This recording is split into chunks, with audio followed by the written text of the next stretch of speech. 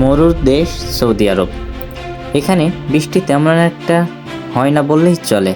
আর যখন বৃষ্টি হয় তখন সব কিছু একবারে যেন বন্যায় পরিণত হয়ে যায়।